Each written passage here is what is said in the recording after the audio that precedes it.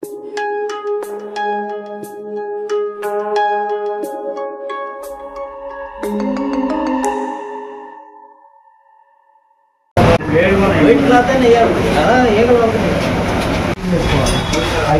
పడుతున్నాయా స్కూల్లో నీళ్ళు పడతాయి వానికి పత్రిక కట్టారా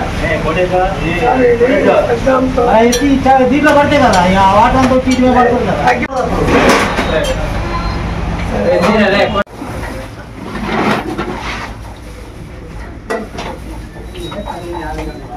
ఏంటి ఏంటి అది చెప్పు బాబు ఒకసారి ఎంత పప్పు కరెక్ట్ ఇదిగో గ్లాసు డిస్ప్లే గ్లాసులో నీళ్ళు పట్టు సరే చెప్తా దీని సంగతి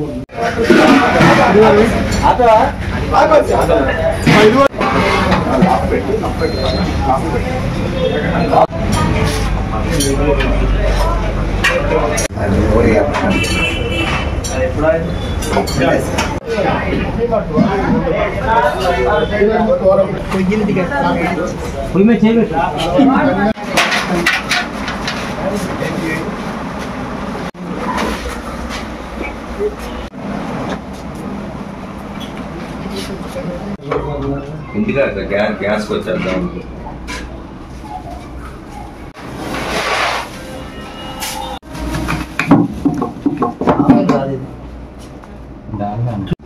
ఐటమ్ నువ్వే చెప్పాలా ఏం పప్పు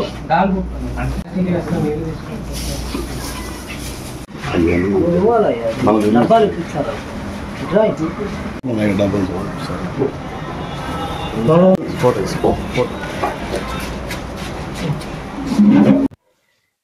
నేను జిల్లా ఆహార భద్రత అధికారి ఉమ్మడి ప్రకాశం జిల్లా. ఈరోజు చీరాల్లో బస్టాండ్ దగ్గర బాలాజీ టిఫిన్స్, తర్వాత జానకి టిఫిన్స్, తర్వాత అను స్వీట్స్ ఈ తనిఖీలు చేయడం జరిగింది. బాలాజీ టిఫిన్స్ దగ్గర అంతా తనిఖీలు చేశాము. తర్వాత అక్కడ 2 శాంపిల్స్, ధనియాల శాంపిల్ ఒకటి, మినపగుళ్ళు ఒకటి శాంపిల్ తీయడం జరిగింది. అవి ల్యాబొరేటరీ పంపిస్తాము. అలాగే జానకి హోటల్ దగ్గర కందిపప్పు శాంపిల్ తీయటం జరిగింది, పెసరపప్పు కందిపప్పు శాంపిల్ తీయటం జరిగింది. దాన్ని కూడా ల్యాబ్ పంపిస్తాము. ఇక్కడ అను స్వీట్స్కి వచ్చేసరికి ఇక్కడ కూడా చెక్ చేసాము. చెక్ చేసి ఒక శాంపిల్ తీస్తున్నాము.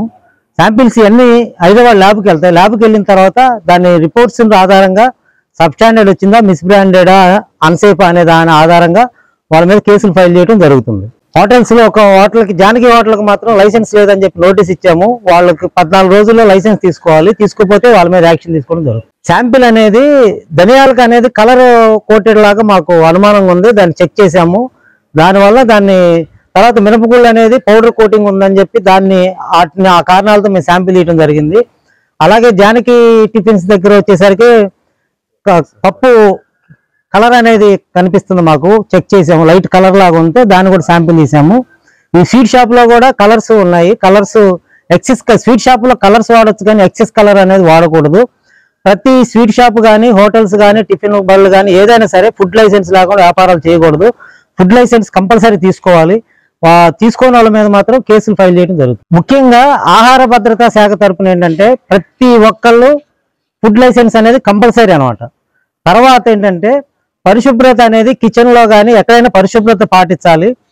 నెక్స్ట్ వచ్చేసరికి మన సరుకులు అనమాట, మనం వంటకి ఉపయోగించే ఆహార ధాన్యాలు కానీ, సరుకులు కానీ ఏదైనా సరే, కందిపప్పు కానీ, పౌడర్లు కానీ, ఆటా కానీ ఏదైనా సరే మనం అవి మంచి బ్రాండెడ్ కొనాలి. సెకండ్ హ్యాండ్ క్వాలిటీ అనేది కొనకూడదు. తర్వాత అవి బాగున్నాయో లేదో చూసుకోవాలి. బిల్స్ అనేది తీసుకోవాలి. పరిశుభ్రత అనేది పాటించాలి. లైసెన్స్ అనేది ఇవన్నీ ఉండి ప్రజల ఆరోగ్యం కాపాడే బాధ్యత ప్రతి ఒక్కళ్ళ మీద ఉంది. కాబట్టి ప్రజల ఆరోగ్యం కాపాడాలని కోరుకుంటున్నాను. Thank you.